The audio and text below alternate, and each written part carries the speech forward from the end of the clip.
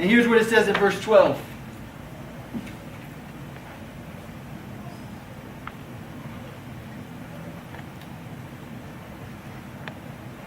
It says that they cast lots.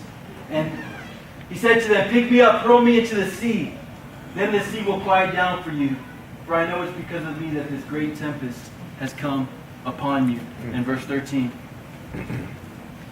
Nevertheless, the men rowed hard to get back to dry land, but they could not, for the sea grew more and more tempestuous against them. They were like, Jonah, this might be your fault, but we can't throw you in. And I'm glad if I was Jonah, they wouldn't be ready to throw me in either. But they were like, let's try everything we can do. So they threw everything off the boat. They threw their fishing equipment, their whole livelihood. They threw it off the boat. That didn't work. So let's try something else. Row, row, row your boat. No, that didn't work either. They couldn't row back to shore. And so they said, Jonah, I'm sorry. God, please forgive us.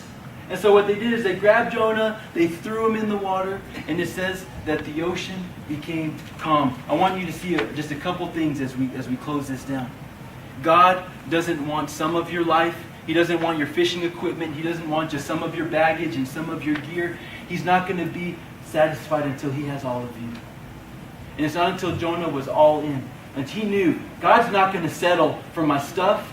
God wants me. And he knew the only way that this is going to work is if you throw me in the boat. And check this out. Check how beautiful this is. When they threw Jonah in the water, it says that the storm just cleared. And all of a sudden, these men turned their lives to God. When you go all in for God, there are people that God wants you to touch their life. He wants you to be able to be that light of Christ to your children, to your friends, to your coworkers. He wants you to be that light so that people will see what a great and mighty God that we serve. But you got to go all in. You can't just give God some parts of your life.